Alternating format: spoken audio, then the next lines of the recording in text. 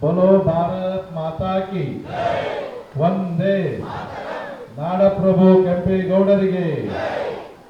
ಎಲ್ಲ ಆತ್ಮೀಯರೇ, ಇವತ್ತು ಉಸ್ಕೂರು ಗ್ರಾಮ ಪಂಚಾಯಿತಿಯ ಆವರಣದಲ್ಲಿ ನಾಡಪ್ರಭು ಕೆಂಪೇಗೌಡರ ಕಂಚಿನ ಪ್ರತಿಮೆಯ ಅನಾವರಣ ಮತ್ತು ಅನೇಕ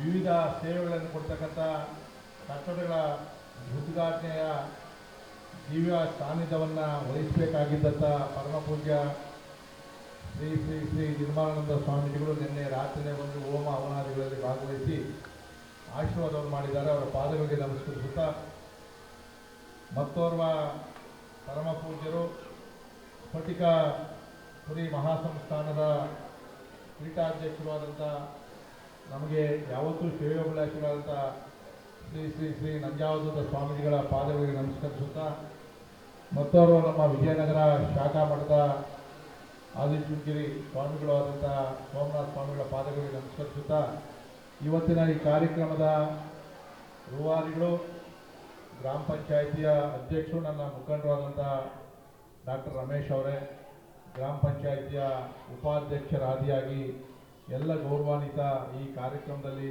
ಭಾಗವಹಿಸಿರ್ತಕ್ಕಂಥ ಈ ಕಟ್ಟಡ ನಿರ್ಮಾಣಕ್ಕೆ ಸಹಕಾರ ಕೊಟ್ಟಂಥ ಎಲ್ಲ ಗ್ರಾಮ ಪಂಚಾಯಿತಿ ಸದಸ್ಯರುಗಳೇ, ವೇದಿಕೆ ಮೇಲೆ ಇರ್ತಕ್ಕಂಥ ವಿವಿಧ ಗ್ರಾಮ ಪಂಚಾಯಿತಿ ಅಧ್ಯಕ್ಷರುಗಳೇ, ಮಾಜಿ ಜಿಲ್ಲಾ ಪಂಚಾಯಿತಿ ಸದಸ್ಯರುಗಳೇ, ಎಲ್ಲ ಗೌರವಾನ್ವಿತ ಗಣ್ಯರೇ, ವೇದಿಕೆ ಮುಂಭಾಗದಲ್ಲಿರ್ತಕ್ಕಂಥ ದೊಡ್ಡ ಸಂಖ್ಯೆಯಲ್ಲಿರ್ತಕ್ಕಂಥ ತಾಯಿಯಂದರೆ, ಮಾಧ್ಯಮದ ಸ್ನೇಹಿತರೆ, ಪೊಲೀಸ್ ಇಲಾಖೆ ಎಲ್ಲ ಅಧಿಕಾರಿಗಳು,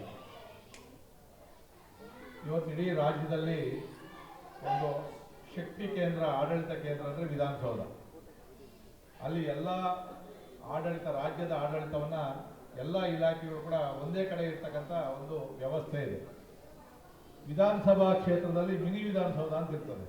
ನಮ್ಮಲ್ಲಿ ಇರಲಿಲ್ಲ, ಆದರೆ ಯಲಹಂಕದಲ್ಲಿ ನಾನು ಶಾಸಕನಾದ ಮೇಲೆ ಸುಮಾರು 22 ಇಲಾಖೆಗಳು ಒಂದೇ ಬಿಲ್ಡಿಂಗಲ್ಲೇ ಕಟ್ಟಿಸಿ ಮಿನಿ ವಿಧಾನಸೌಧವನ್ನು ಮಾಡಿರೋದನ್ನು ಕೂಡ ನಾವು ನೋಡಿದ್ದೀವಿ.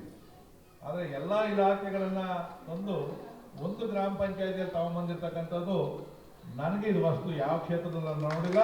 ಅದು ಉಸ್ಕೂರು ಗ್ರಾಮ ಪಂಚಾಯಿತಿಯಲ್ಲಿ ತಾವು ಮಾಡಿದ್ವಿ. ಅಂಚೆ ಕಚೇರಿಯಿಂದ ಹಿಡಿದು, ಗ್ರಾಮ ಒನ್ನಿಂದ ಹಿಡಿದು, ನಮ್ಮ ಹೆಣ್ಣು ಮಕ್ಕಳಿಗೆ ಭವನದಿಂದ ಹಿಡಿದು, ಡಿಜಿಟಲ್ ಲೈಬ್ರರಿಯಿಂದ ಹಿಡಿದು, ಆಟದ ಮೈದಾನದಿಂದ ಹಿಡಿದು, ಪ್ರತಿಯೊಂದು ಕೂಡ ಸಮುದಾಯ ಶೌಚಾಲಯದಿಂದ ಹಿಡಿದು ತುಂಬ ಅದ್ಭುತವಾಗಿ ಮಾಡಿದ್ದೀರಿ ರಮೇಶ್ವರೇ. ಮತ್ತು ನಮ್ಮ ಸದಸ್ಯರಿಗೆ ನಾನು ಅಭಿನಂದನೆಗಳನ್ನು ಸಲ್ಲಿಸ್ತಾ ಇದ್ದೀನಿ. ಯಾಕೆಂದರೆ ಚೇರ್ಮನ್ ಆಗಿದ್ದೆ, ನಾನು MLA ಆಗಿದ್ದೆ, ಮುಖ್ಯಮಂತ್ರಿ ಆಗಿದ್ದೆ ಅನ್ನೋದಲ್ಲ, ನಾನು ಆಗಿದ್ದ ಅವಧಿಯಲ್ಲಿ ಏನು ಮಾಡಿಬಿಟ್ಟೋದೆ ಅಂತಕ್ಕಂಥದ್ದು ಜನ ಕೇಳ್ತಾರೆ. ಇವತ್ತು ನಾವು ಯಾವತ್ತೋ ಮಾಜಿ ಆದರೂ ಕೂಡ, ರಮೇಶ್ವರ್ ಮಾಜಿ ಆದರೂ ಕೂಡ, ಮೆಂಬರ್ಗಳು ಮಾಜಿ ಆದರೂ ಕೂಡ, ಇಂಥವ್ರ ಕಾಲದಲ್ಲಿ ಇಂಥ ಕಟ್ಟಡ ಆಯಿತು, ನಿರ್ಮಾಣ ಆಯಿತು ಅಂತಕ್ಕಂಥದ್ದು ಅದು ಯಾವತ್ತೂ ಕೂಡ ಶಾಶ್ವತವಾಗಿರ್ತದೆ. ಮತ್ತು ಬೈಯತ್ತು ತಪ್ತದ ನಮಗೆ. ವಿಧಾನಸೌಧ ಕೊಟ್ಟ ಕೆಂಗಲ್ ಹನುಮಂತನೇ ಬಿಟ್ಟಿಲ್ಲ ಜನ, ಮಿನಿ ವಿಧಾನಸೌಧ ಕಟ್ಟಿದಂತ ನನ್ನನ್ನೇ ಬಿಟ್ಟಿಲ್ಲ, ಪಂಚಾಯತಿ ಕಟ್ಟಿದ ನಿಮ್ಮನ್ನು ಬಿಡಲ್ಲ. ಬಿಲ್ಡಿಂಗ್ ಕಟ್ಟಿದ್ಮೇಲೆ ಇದ್ರಲ್ಲಿ ಎಷ್ಟು ಹೊಡೆದ ಅಂತ ನೀವು ಹೇಳೋವಂಥ ನೆಗೆಟಿವ್ ಜನನೂ ಇರ್ತಾರೆ. ಮಾಡಲ್ಲ ಅವ್ರ ಕೆಲಸ, ಅವರಂತೂ ಮಾಡಲ್ಲ. ಮಾಡಿದ್ರಲ್ಲಿ ಏನು ಹುಡುಕೋದು ಅಂತೇಳಿ ಹುಡುಕ್ತಾ ಇರ್ತಾರೆ. ನಾವು ಅದಕ್ಕೆಲ್ಲ ಎದುರುವಂಥ ಅವಶ್ಯಕತೆ ಇಲ್ಲ. ನಮ್ಮ ಮೇಲೆ ಅಪಾದನೆಗಳು ಬರ್ತದೆ, ನಿಂದನೆಗಳು ಬರ್ತದೆ, ಅದು ಯಾವುದಕ್ಕೂ ಅಂಜದೆ ನಮ್ಮ ಆತ್ಮಸಾಕ್ಷಿಗೆ ನಾವು ಕೆಲಸವನ್ನು ಮಾಡ್ಕೊಂಡು ಹೋಗ್ಬೇಕಾಗ್ತದೆ. ಇವತ್ತಲ್ಲ ನಾಳೆ ಜನ ಅದನ್ನು ನೆನೆಸ್ಕೊತಾರೆ. ಅಭಿವೃದ್ಧಿ ಕೆಲಸದಲ್ಲಿ ನಾವು ಯಾವುದು ಪಕ್ಷ ನೋಡೋಕ್ಕಿಲ್ಲ. ಎಲೆಕ್ಷನ್ ಬಂದಾಗ ನಮ್ಮ ಪಾರ್ಟಿ ನಾವು ನೋಡ್ಕೊಳ್ಳೋಣ, ಆದರೆ ಡೆವಲಪ್ಮೆಂಟ್ ವರ್ಕಲ್ಲಿ ನಾವೆಲ್ಲ ಕೂಡ ಮಾಡಬೇಕು. ಇವತ್ತು ಇದು ಇಡೀ ಪಂಚಾಯತಿ ಸೇರಿರ್ತಕ್ಕಂಥದ್ದು, ಯಾರೋ ಒಬ್ಬರು ಸೇರಿರ್ತಕ್ಕಂಥದ್ದಲ್ಲ, ಒಂದು ಪಕ್ಷಕ್ಕೆ ಸೇರಿರ್ತಕ್ಕಂಥದ್ದಲ್ಲ. ಇಲ್ಲಾಂದರೆ ಬುದ್ಧಿಯವರು 3 ಜನ ಸ್ವಾಮೀಜಿಗಳು ಬಂದು ಇಲ್ಲಿ ಬರ್ತಕ್ಕಂಥದ್ದಿಲ್ಲ. ಇವತ್ತೆಲ್ಲ ಅವ್ರ ಮೆಚ್ಚುಗೆ ಮಾತಾಡೋದು ಭಾಳ ಕಷ್ಟ. ಆದರೆ ಬಿಲ್ಡಿಂಗ್ ನೋಡಿದ್ಮೇಲೆ ಅದ್ಭುತವಾದಂಥ ಕಟ್ಟಡವನ್ನು ಕಟ್ಟಿದ್ರಿ, ಎಲ್ಲ ಸೌಲಭ್ಯಗಳನ್ನು ಕೊಟ್ಟಿದ್ರಿ ಅಂತೇಳಿ ಆ ಸ್ವಾಮೀಜಿಗಳ ಆಶೀರ್ವಾದ ಮಾಡಿದಾಗ ಬೇರೆಯವ್ರದ್ದೇನು ನಾವು ತಲೆ ಕೆಡಿಸ್ಕೊಳಕ್ಕೆ ಹೋಗೋದಿಲ್ಲ. ಇವತ್ತು ನಾಡಪ್ರಭು ಕೆಂಪೇಗೌಡರ ಜನ್ಮ ದಿನೋತ್ಸವವನ್ನು ಮೊನ್ನೆ ಮಾಡಿದ್ವಿ, ನಾನು ಕೂಡ ಹೋಗಿದ್ವಿ. ಯಾಕೆ ನಾವು ಹೆಮ್ಮೆ ಪಡಬೇಕು ನಾಡಪ್ರಭು ಕೆಂಪೇಗೌಡರು ಅಂದರೆ, ಅವ್ರಿಗೆ ಯಲಹಂಕದವ್ರು, ನಾವು ಯಲಹಂಕ ಕ್ಷೇತ್ರದವ್ರು. ಮೊದಲು ನೆಲಮಂಗಲ ಇತ್ತು, ನಾವೀಗ ಭಾಗ ಮಾಡ್ಕೊಂಡು ನಮ್ಮ ಯಲಹಂಕಕ್ಕೆ ಹಾಕೊಂಡ್ಬಿಟ್ಟಿದ್ದೀವಿ. ಕೆಂಪೇಗೌಡರು ಯಲಹಂಕದಲ್ಲಿ ಜನ್ಮವನ್ನು ತಾಳಿ ಬೆಂಗಳೂರನ್ನು ಕಟ್ಟುವಂಥ ಕಲ್ಪನೆ ಮಾಡಿದಂಥವ್ರು ಅವರು. ಕೃಷ್ಣದೇವರಾಯರ ಸಹಕಾರವನ್ನು ಪಡೆದು ಅವ್ರು ಹೇಳ್ತಾರೆ, ನನಗೊಂದು ಆಸೆ ಇದೆ, ಹಂಪೆ ವಿಜಯನಗರವನ್ನು ನೋಡಿದ್ವಿ, ಇಷ್ಟು ಅದ್ಭುತವಾದಂಥ ನಗರ, ನಾನು ಕೂಡ ಒಂದು ನಗರವನ್ನು ಕಟ್ಟಬೇಕು, ಸಹಾಯ ಮಾಡಬೇಕು ಅಂದಾಗ ಕೃಷ್ಣದೇವರಾಯರ ಆಶೀರ್ವಾದವನ್ನು ಮಾಡ್ತಾರೆ. ಅದಾದಮೇಲೆ ಕೆಂಪೇಗೌಡರು ಎಲ್ಲಿ ಕಟ್ಟಬೇಕು ಅಂತಕ್ಕಂಥ ಪ್ರಶ್ನೆ ಬಂದಾಗ ಯಲಾಂಕದ ದಕ್ಷಿಣ ಭಾಗದಲ್ಲಿ ಇರ್ತಕ್ಕಂಥ ಜಾಗವನ್ನು ನೋಡ್ತಾರೆ. ಕೊಡಗೇಳಿಯಿಂದ ಆ ಜಾಗ ಪ್ರಶಸ್ತವಾದಂಥ ಜಾಗ ಅಂತೇಳಿ 4 ಗೋಪುರಗಳನ್ನು ಕಟ್ಟಿ, ಅಂದರೆ ಅವಾಗ ಬೆಳಗ್ಗೆಯಿಂದ ಸಂಜೆವರೆಗೂ ನೇಣು ಹೊಡಿತಾರೆ. ಅದು ಎಲ್ಲಿಗೆ ಹೋಗಿ ಎತ್ತುಗಳು ನಿಲ್ತವೋ ಅಲ್ಲಿವರೆಗೂ ಸಾಮ್ರಾಜ್ಯ ಕಟ್ಟಬೇಕು ಅಂತೇಳಿ ಕಥೆಯಲ್ಲಿ ಬರ್ತಕ್ಕಂಥದ್ದು ಚರಿತ್ರೆ. ಅದು ಬೆಂಗಳೂರನ್ನು ಕಟ್ಟಿದ್ರು.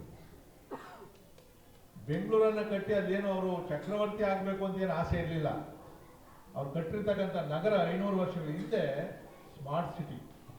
ಇವತ್ತು ನಾವೇನು ರೋಡ್ ಮಾಡಬೇಕು, ಪಾರ್ಕ್ ಮಾಡಬೇಕು, ಕೆರೆ ಮಾಡಬೇಕು, ಕಲ್ಯಾಣಿ ಮಾಡಬೇಕು ಅಂದ್ವಲ್ಲ, 500 ವರ್ಷಗಳಿಂದನೇ ಅವ್ರು ಪ್ಲಾನ್ ಮಾಡಿದ್ರು.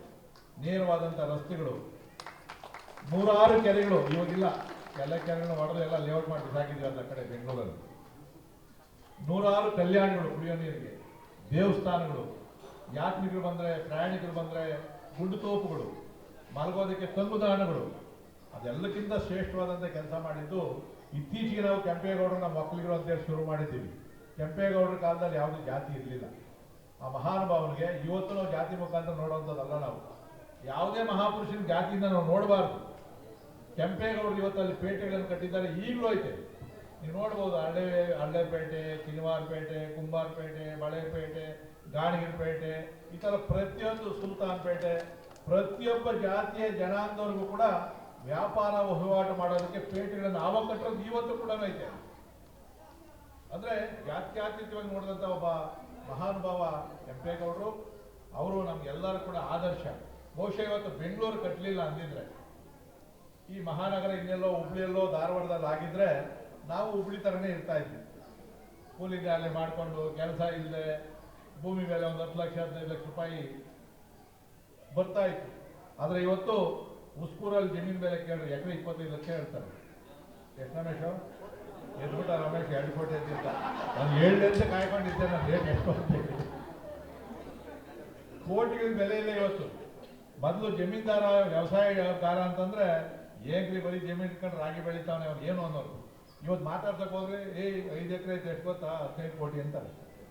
ಕೇರೆ ಮಾಡಲ್ಲ. ಕೆಲವ್ರು ಮೊನ್ನೆ ಕೆಲ್ಸಕ್ಕೆ ಹೋಗವ್ರು ಎಲ್ಲೋ ನಮ್ಮ ಯಲಾಂಕದಲ್ಲಿ ನಂದಿನಿಯಲ್ಲಿ ಸೇರಿಸಿದ್ದೆ ಅವ್ರ ಹುಡುಗರಿಗೆ.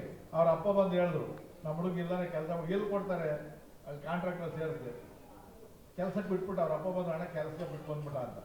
ಏನು ಮಾಡೋರು ಏನು ಅಂದರೆ, ಅಲ್ಲಿ ಯಾವುದೋ ಕಾಂಟ್ರಾಕ್ಟ್ ಕೆಲಸ ಅಂದರೆ ಏನೋ ಕೆಲಸ ಕೊಟ್ಟಿರ್ತಾರೆ. ನಿನ್ನ ಸಂಬಳಕ್ಕೆ ಇರ್ಬೇಕು ನಂದು ಎಷ್ಟು ಗೊತ್ತಾ, ನನ್ನ ಆಸ್ತಿ ಎಷ್ಟು ಕೋಟಿ ಲೆಕ್ಕಕ್ಕೆ ಬಂದ್ಬಿಟ್ಟು ಆಚೆ ಕಡೆ. ಈಗ ಏನಾಗೈತೆ ಅಂದರೆ ಅದನ್ನು ಶುರು ಮಾಡ್ಕೊಂಡಿದ್ದೀವಿ ನಾವು. ಇದಕ್ಕೆಲ್ಲ ಕಾರಣ ಆ ಕೆಂಪೇಗೌಡರ ದೂರದೃಷ್ಟಿ. ಅವ್ರು ಮಾಡಿದಕ್ಕೋಸ್ಕರ ಹೋಟೆಲ್ಲು, ಬಿಸ್ನೆಸ್ಸು, ನಾವು ಕೂಡ ಹೊಟ್ಟೆ ಬಟ್ಟೆ ಎಲ್ಲ ಕಟ್ಕೊಂಡಿರ್ತಕ್ಕಂಥದ್ದು, ಬದುಕ್ತಾ ಇರ್ತಕ್ಕಂಥದ್ದು ಆ ನಾಡಪ್ರಭು ಕೆಂಪೇಗೌಡರು. ಆ ಕೆಂಪೇಗೌಡರನ್ನ ನೆನೆಸ್ಕೊಳತಕ್ಕಂಥ ಕೆಲಸವನ್ನ ಇವತ್ತು ಮಾಡಿದಿರಿ. ಓ ಶುರು ಆಗ್ಲಿ. ಪೈಲ್ವಾನ್ ಅಂದ್ರೆ ಪೈಲ್ವಾನ್, ಮಿಸ್ಟರ್ ಮಂಡ್ಯ, ಮಿಸ್ಟರ್ ಇಂಡಿಯಾ, ಎಲ್ಲ ಕಡೆ ಗೆದ್ದಿರೋ ಬಡ ಪೈಲ್ವಾನ್.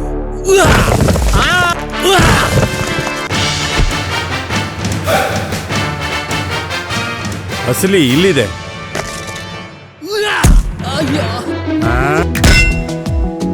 ದೀರ್ಘ ಬಾಳಿಕೆಯ ಸದೃಢ ಕಟ್ಟಡಕ್ಕಾಗಿ RKI Flyers Bricks and Blacks, RK Industries, Kithnalli, Dasanapura ಹೋಬಳಿ, ಬೆಂಗಳೂರು ನಾರ್ತ್. ಬಹುಶಃ ನಮ್ಮ ದಾನಿಗಳು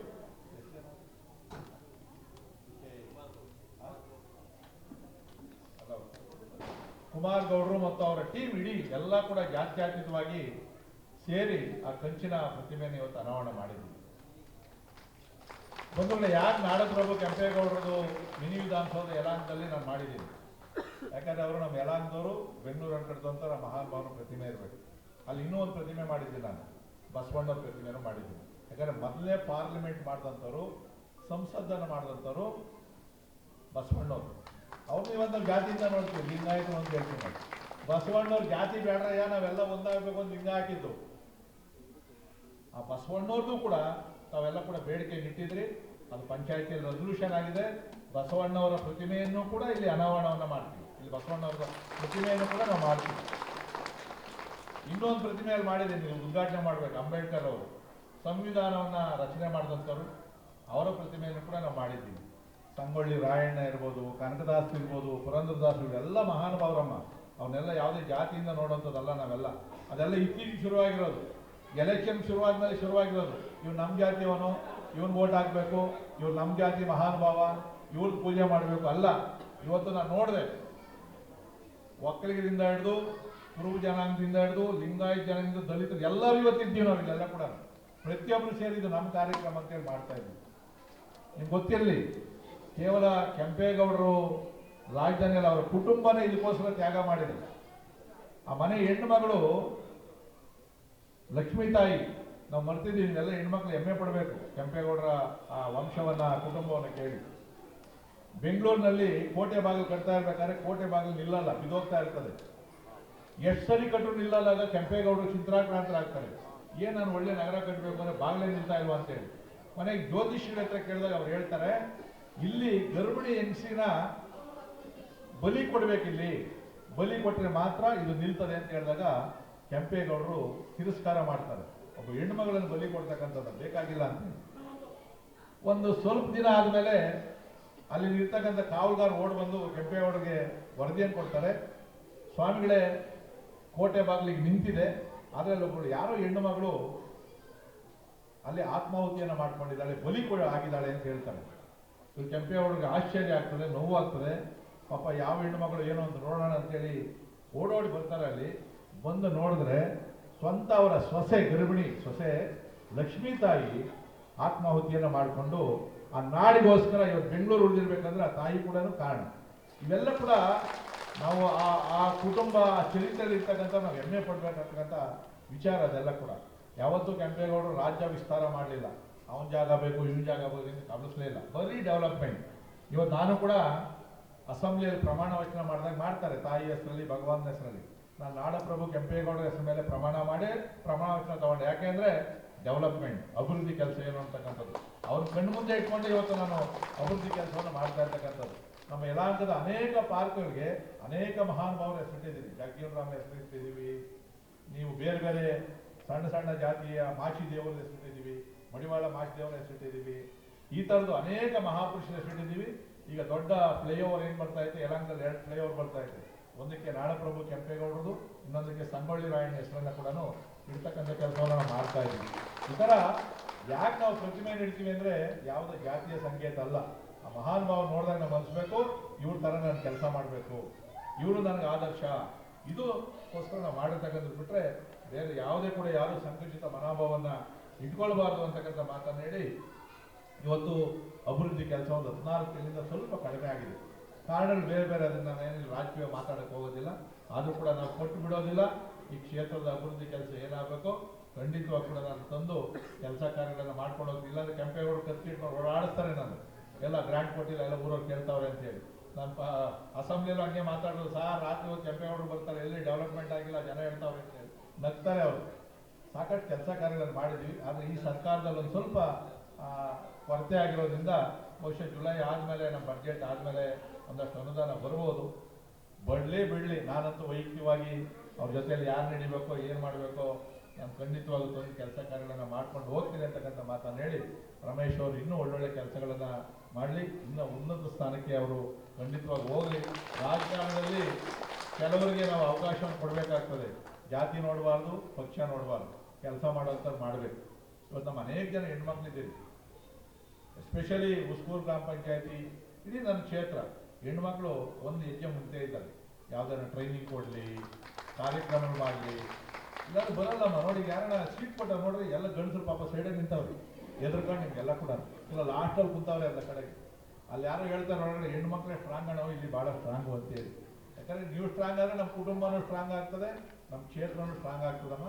ನೀವು ಕೂಡ ಅಷ್ಟೇ ಒಳ್ಳೊಳ್ಳೆ ಕೆಲಸಗಳನ್ನ ಮಾಡ್ತಕ್ಕಂಥ ಸಂದರ್ಭದಲ್ಲಿ ನಾವೆಲ್ಲ ಒಟ್ಟಾಗಿ ಹೋಗೋಣ, ಯಾವುದು ಸ್ವಾರ್ಥ ಇರೋದು ಬೇಡ ಅಂತಕ್ಕಂಥ ಮಾತನ್ನು ಹೇಳಿ ಈ ಒಂದು ಅದ್ಭುತವಾದಂಥ ಕಾರ್ಯಕ್ರಮಕ್ಕೆ ನಮ್ಮನ್ನು ಕರೆದು ಈ ಸನ್ಮಾನವನ್ನು ಮಾಡಿ ಖುಷಿ ಆಗ್ತದೆ ನನಗೆ. ಕೆಲಸ ಮಾಡೋರ್ಕಾದ್ರೆ ಹೊಟ್ಟೆ ಕಿಚ್ಚೇನಿಲ್ಲ ನನಗೆ. ಏನು ಬೇಕಾದ್ರೂ ಬೆಂಬಲವನ್ನು ನಾನು ಕೊಡ್ತೀನಿ, ಶಕ್ತಿ ಮೀರಿ ನಾನು ಸಹಕಾರವನ್ನು ಕೊಡ್ತೀನಿ. ನೀವು ಎಷ್ಟೊತ್ತಲ್ಲ ಕಲಿಯಕ್ಕೆ ಬರ್ತೀನಿ.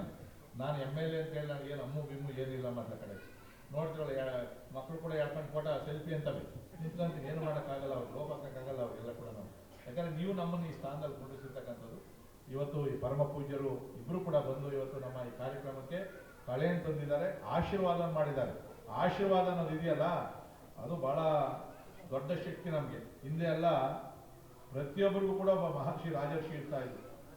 ಕೃಷ್ಣದೇವರಾಯನಿಂದ ಹಿಡಿದು ಶಿವಾಜಿಯಿಂದ ಹಿಡಿದು ರಾಮಕೃಷ್ಣಗೂ ಕೂಡ ಒಬ್ಬ ರಾಜರ್ಷಿ ಇರ್ತಾ ಇದ್ರು, ಋಷಿಗಳಿರ್ತಾ ಇದ್ರು, ಸ್ವಾಮೀಜಿಗಳಿರ್ತಾ ಇದ್ರು. ಅವ್ರು ಏನು ಹೇಳ್ತಾ ಇದ್ರು ಅದನ್ನೇ ರಾಜ ಪರಿಪಾಲನೆ ಮಾಡ್ತಾ ಇದ್ರು. ಈಗ ಹಂಗಿಲ್ಲ. ಸ್ವಾಮಿಗಳು ಬಂದ್ರೆ ಸ್ವಾಮಿ ನಡ್ರಿ ನಿಮ್ದೇನು ಮಾತಾಡೋದಲ್ಲ ಕಡೆಗೆ ಅಂತಿಮ ಇಲ್ವೋ? ಸ್ವಾಮಿಗಳಿಗೆ ಏನು ಸ್ವಾರ್ಥ ಆಯ್ತಮ್ಮ? ಅವ್ರೇನು ಮಂತ್ರಿ ಆಗ್ಬೇಕಾ, ಮುಖ್ಯಮಂತ್ರಿ ಆಗ್ಬೇಕಾ, ಲೋಕ ಕಲ್ಯಾಣಕ್ಕೋಸ್ಕರ ಒಂದು ಒಳ್ಳೆ ಮಾತು ಕೇಳಿದಾಗ ನಾವು ಕೇಳಬೇಕಾಗ್ತದೆ. ಅದನ್ನು ಅವ್ರು ಕೊಡ್ತಕ್ಕಂಥ ಸಲಹೆಗಳನ್ನ ನಾವು ಸ್ವೀಕಾರ ಮಾಡಬೇಕಾಗ್ತದೆ.